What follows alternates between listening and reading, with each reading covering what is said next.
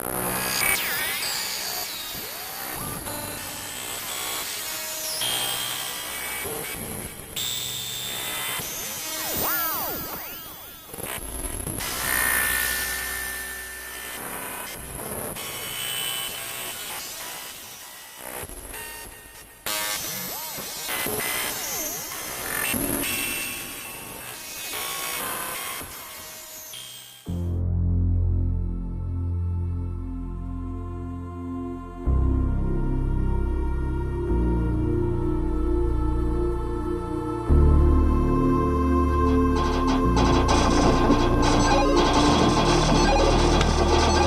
lot of the games at that time, they had extra monitors on top, and they had everything turned up so loud.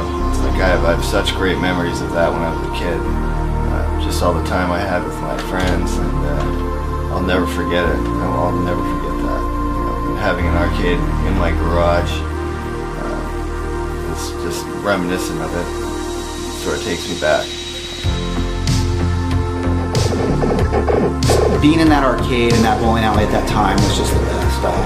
It was one of my greatest times in my childhood was skating everywhere to get around, to get to that arcade, you know, to do those things that I loved to do as a kid, and just being with my friends, hanging out, nothing beat it.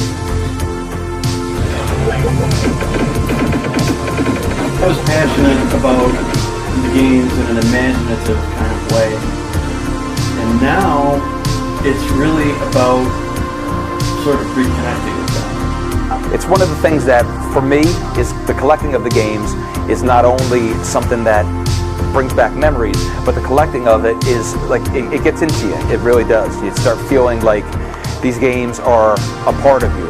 Since we were the first generation of gamers, and the games that came out at that time were seminal and the building blocks of game culture, we, I think, are attached to those games and consider them our games for our era.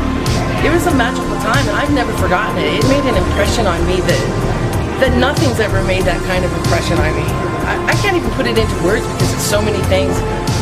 When I walk into my arcade, I honestly do feel like I have stepped back in time, and I even refer to it as my time machine.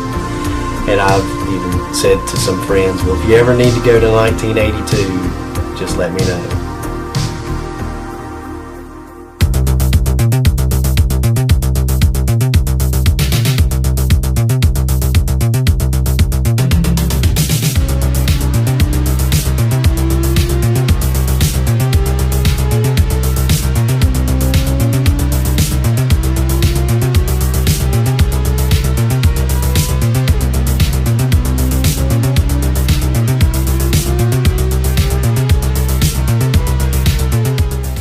After Space Invaders, Asteroids, Defender, Pac-Man, Donkey Kong, all these games, it was the golden era where, as Walter likes to say, where new games were coming. This is quite an adventure. This is the birth. This is the rebirth of the golden age of gaming.